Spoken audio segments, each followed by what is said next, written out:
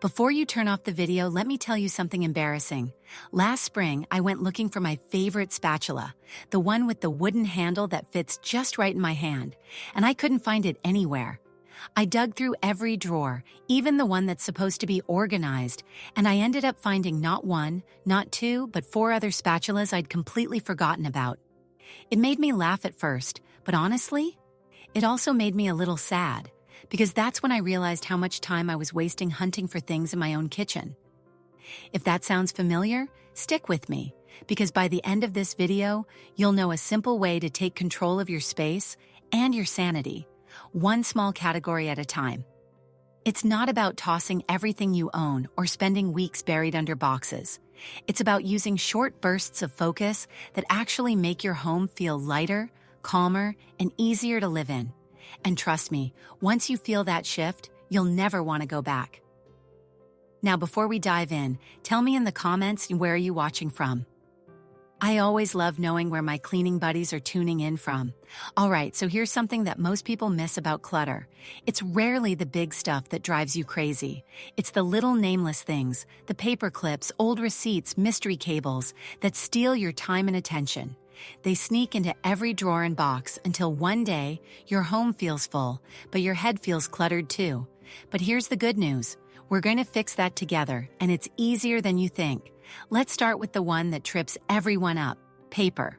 Bills, notes, shopping lists, old letters. They multiply faster than dust bunnies. The trick is to gather every last piece into one place. Yes, even that stack beside the phone, and sort them right there. You'll make 3 piles: keep, scan, and recycle.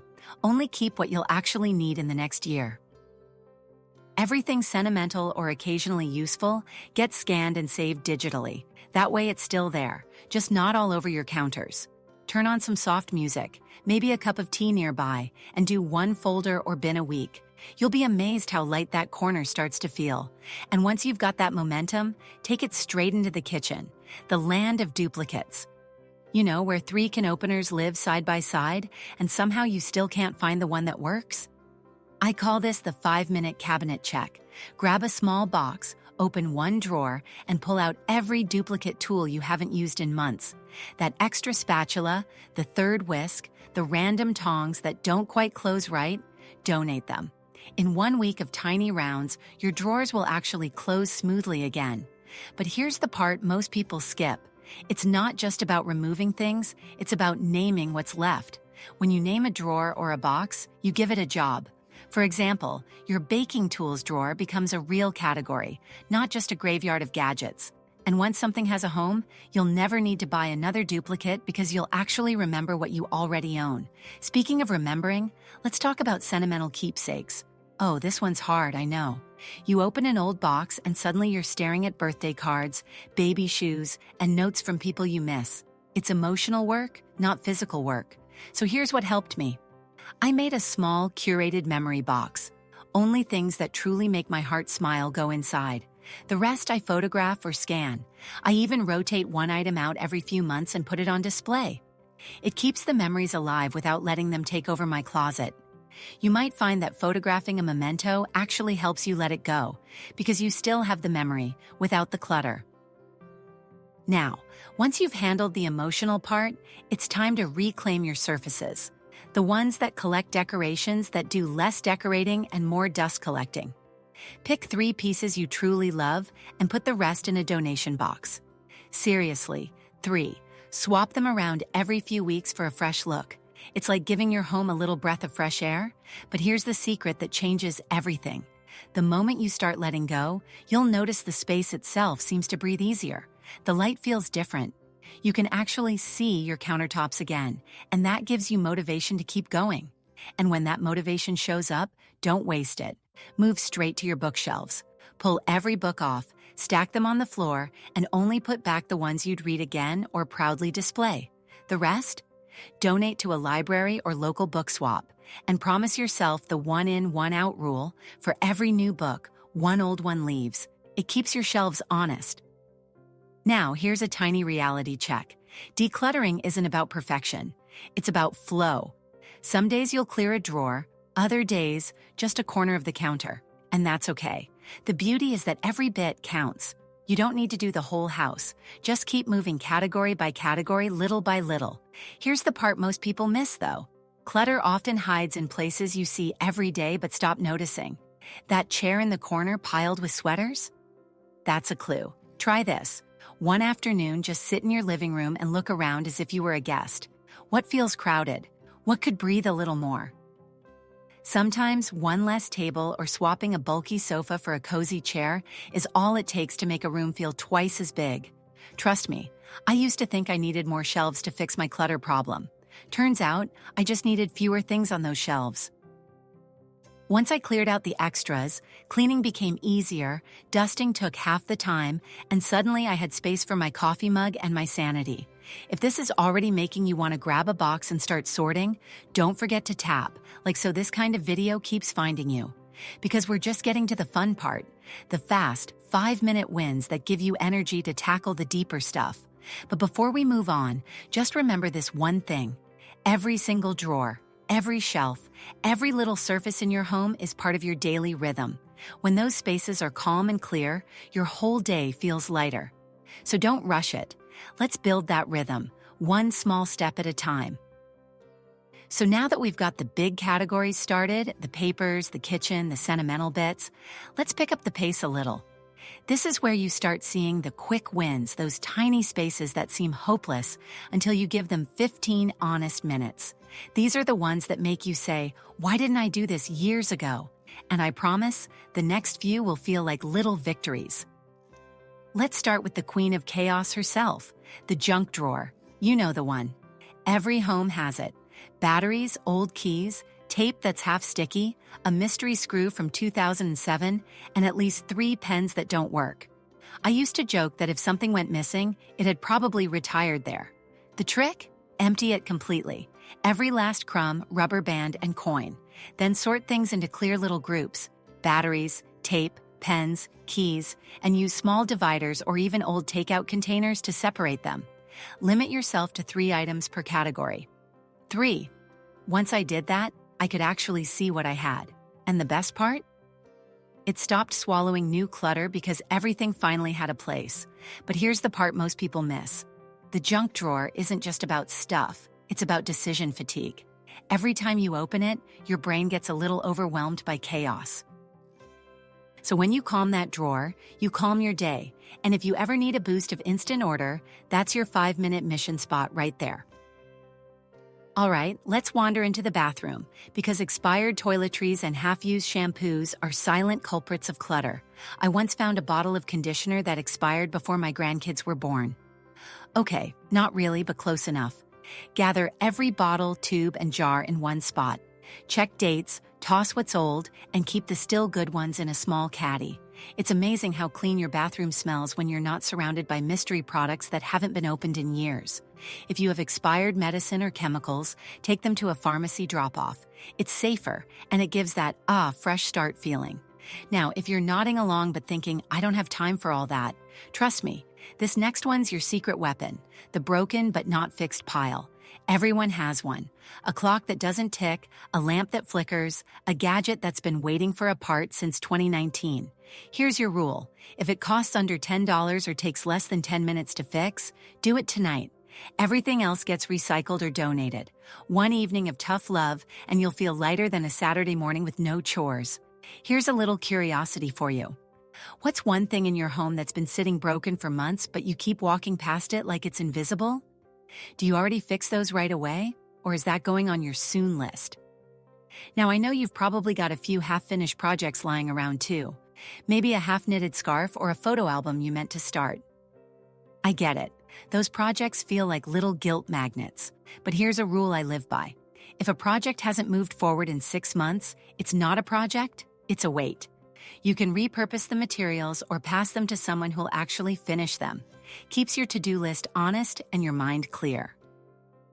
Once you start getting those quick wins, it's time to tackle the trickier but more meaningful stuff. The paper trails of your life, the cords, the keepsakes, the crafts. These aren't just piles, they're stories. But with a few smart tricks, you can honor them without drowning in them. Let's start with tech cords and chargers. Honestly, I think they multiply in the dark.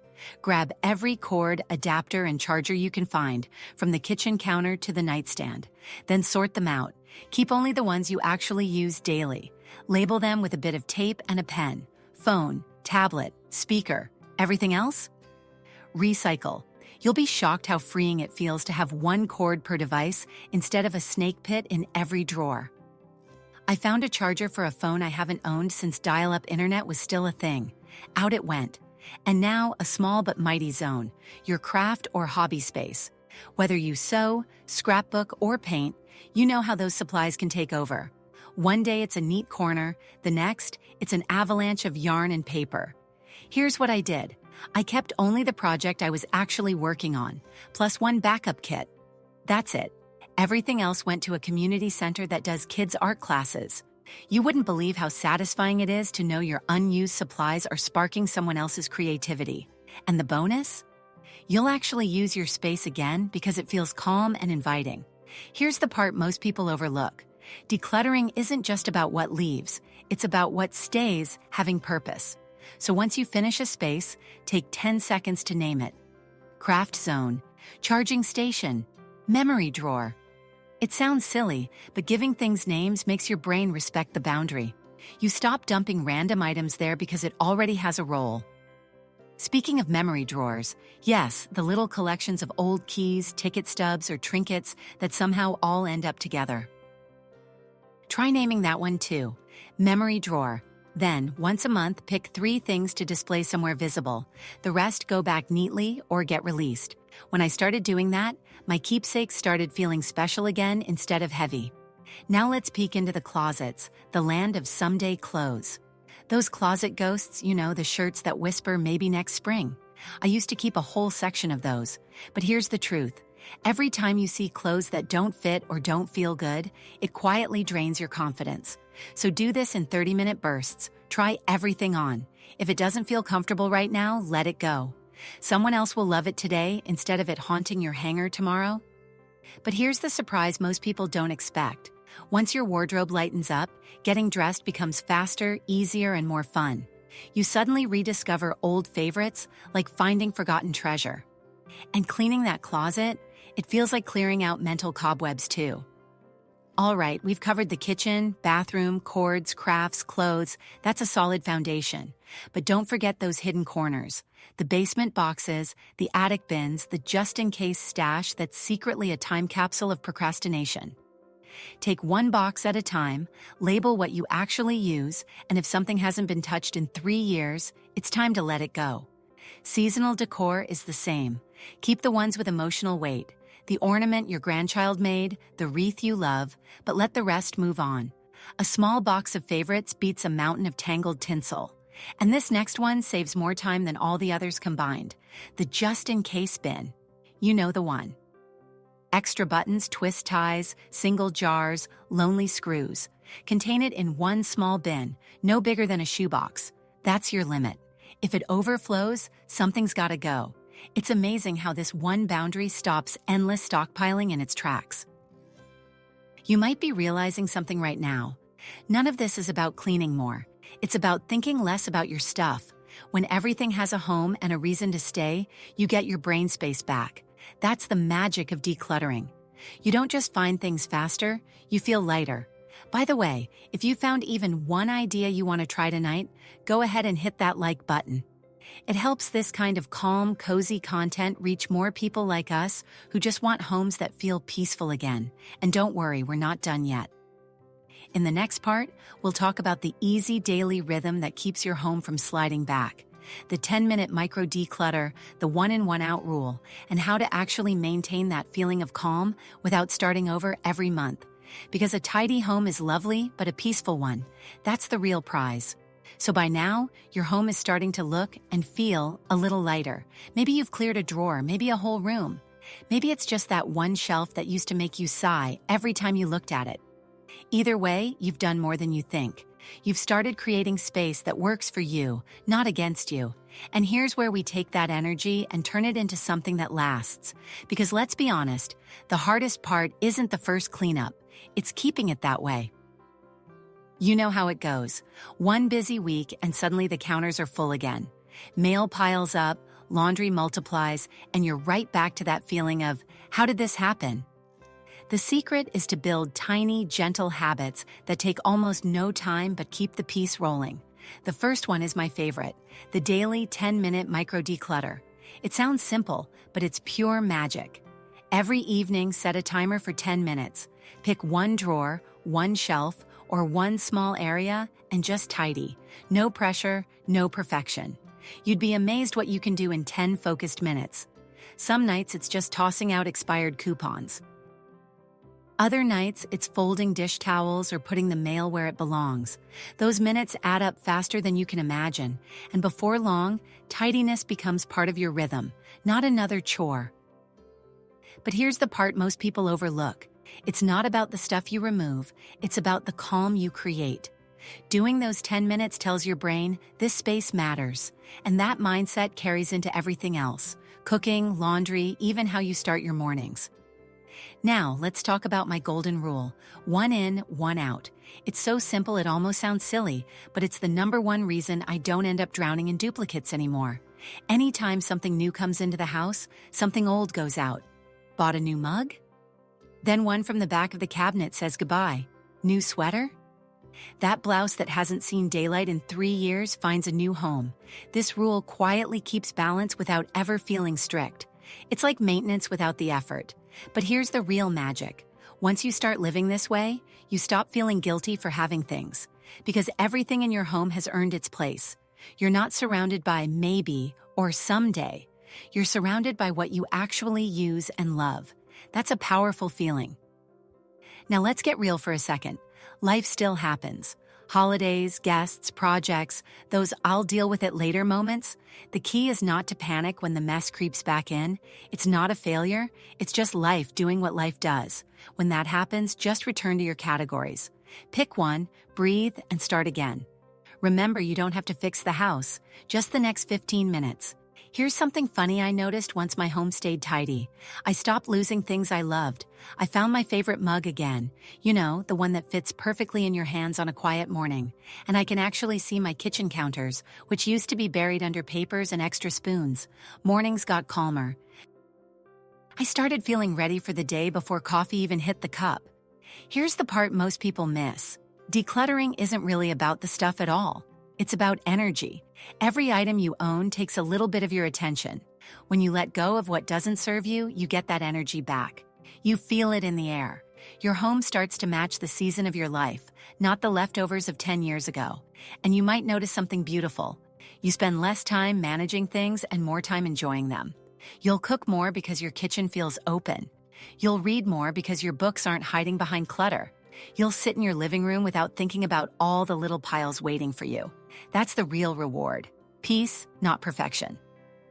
Now, if you ever start to feel stuck again, just remember the rhythm.